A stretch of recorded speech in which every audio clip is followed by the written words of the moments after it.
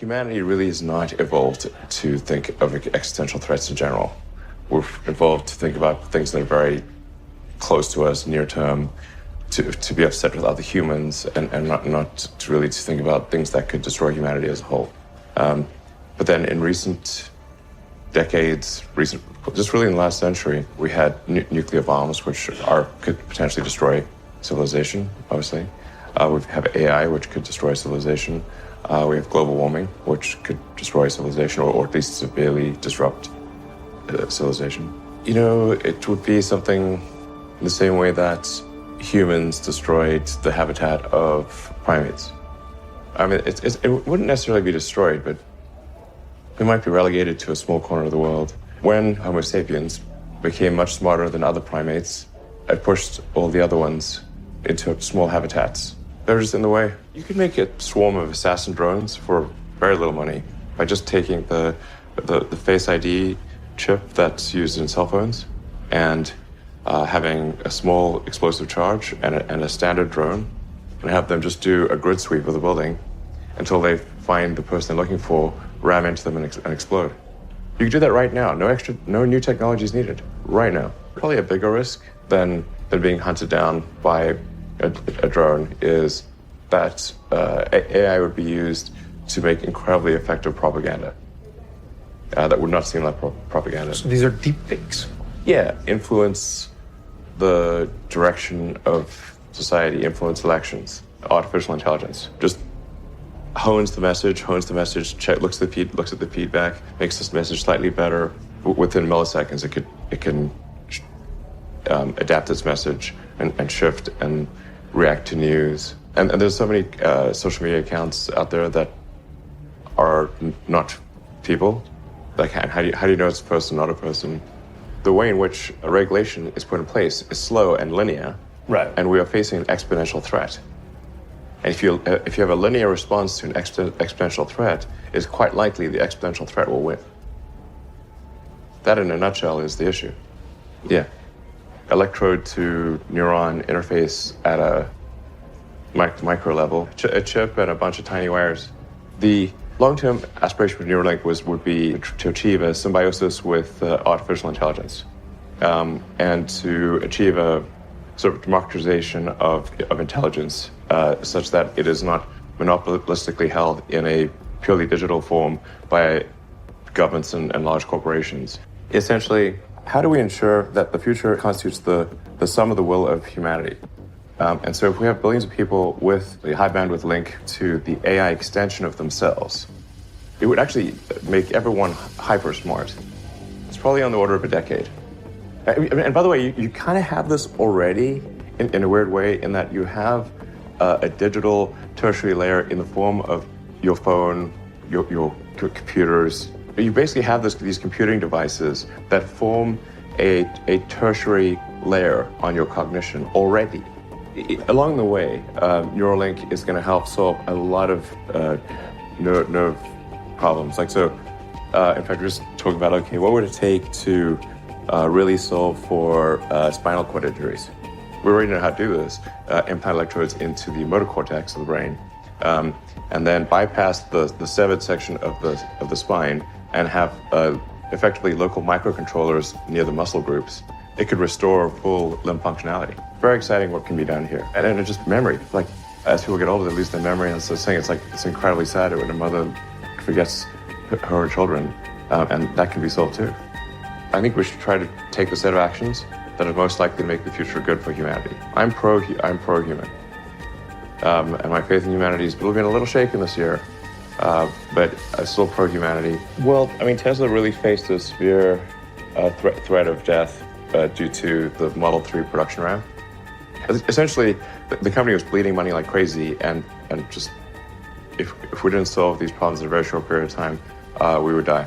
And it was extremely difficult to solve them. How close to death did you come? Within single-digit weeks. 22 hours a day, or like how many hours? Just working, so 7 days a week, sleeping in the factory. I worked in the paint shop, general assembly, body shop. No one should put this many hours into work. This is not good. And people should not work this hard. They should not do this. It's very painful. Painful in what sense? It hurts my brain and my heart. It hurts. This is not recommended for anyone. I just did it because if I didn't do it, then good chance Tesla would die. Do you believe in God? I believe there's some explanation for this universe, which you might call God. So my concern with the CO2 is not kind of where we are today, or even the current rate of carbon generation, but really if carbon generation keeps accelerating and we keep getting increase in the Keeling curve, the CO2 possibility in the atmosphere, and if we keep going and if we're complacent, then I think we could. There's some risk of sort of non-linear climate change. So that's why we've seen the CO2 possibility be fairly linear on our time scale, although it looks very exponential on geologic time scale. But there are certain potential nonlinear events, like if we raise the temperature to the point where we melt the Siberian traps or something like that. And methane escapes, yeah. Yeah, there's just a massive amount of sort of frozen dead plant and animal matter in Siberia. There's potentially trapped gases deep in the ocean. If the ocean warms, that could be released. So, these are just risks that are not wise to take. And since we know that long term we're going to have renewable energy anyway, because we'll run out of oil and gas. It's not going to last forever. So we know where this ends up. This has to end up with renewable, sustainable energy. It's tautological.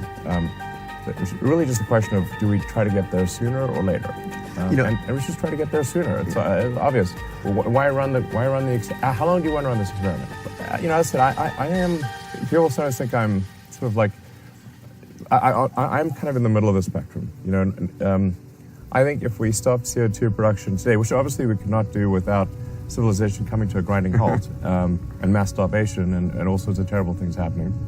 So we could not stop CO2 generation today. But I think at the sort of 400, possibly even 500 ppm level, I think it's probably okay. But if as the world industrializes and we're sort of at 8 billion people, get to 9 billion people, have a lot more industrial output per person, you can see at what might be okay at sort of 400 or 500 parts per million of CO2 in the atmosphere might become quite dire at 1,000. Yep. And the trend is certainly in that direction if we don't do anything about it. So that's why I think it's just probably an unwise experiment to run. Even if you think that this is why I think it should be a compelling argument to even those who would assign a low probability to increased CO2 causing problems. Like, let's say you think it's 99.9% likely that adding all the CO2 to the ocean's atmosphere is going to be fine. So you're saying there's a 0.1% chance of disaster. Well, there's only one. So right now we're going to get one planet. Well, even a 0.1% chance of disaster, why run that risk? That's crazy. So I think what's likely to play out is that we will continue to add a lot more CO2 to the ocean's atmosphere, and also ocean acidification, as you know, is also an issue.